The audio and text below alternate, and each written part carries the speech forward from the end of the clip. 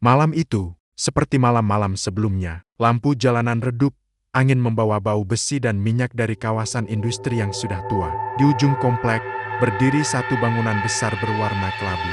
Pabrik Garmen Jaya Lestari, tempat ratusan orang pernah menggantungkan hidup mereka. Tapi sekarang, hanya sedikit yang masih mau bekerja di sana. Bukan karena gajinya kecil, melainkan karena cerita-cerita yang beredar di antara para pekerja tentang suara mesin yang hidup sendiri, bayangan wanita berambut panjang di ruang setrika, dan aroma melati yang muncul setiap kali ada yang akan meninggal. Dan malam ini adalah shift malam terakhir untuk seorang operator muda bernama Rian. Rian baru bekerja 3 bulan. Ia menggantikan seorang karyawan lama yang katanya mengundurkan diri mendadak. Bangunan pabrik itu luas, dengan lantai semen dingin dan barisan mesin jahit yang berjejer seperti prajurit tua.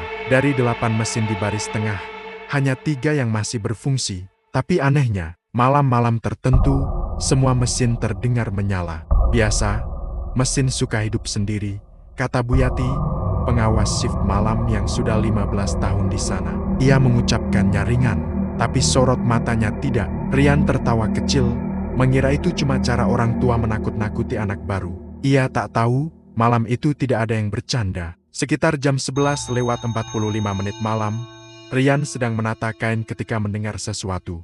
Seperti suara seseorang menyetrika di ruang belakang. Sest, ceklek, srik, srik.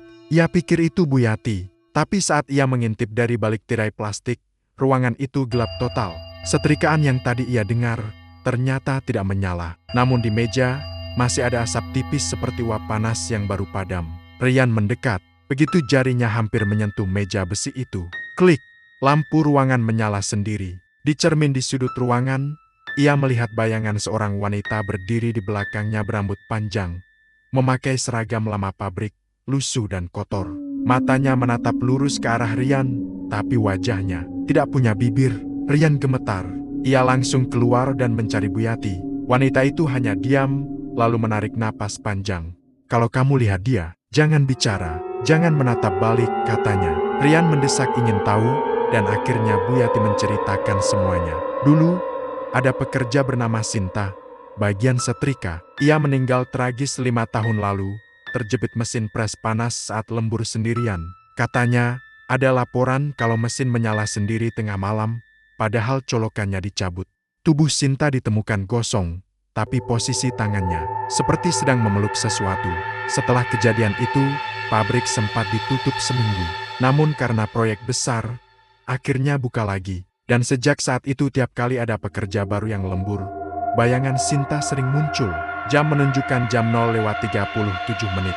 Hujan turun deras di luar, petir sesekali menyambar.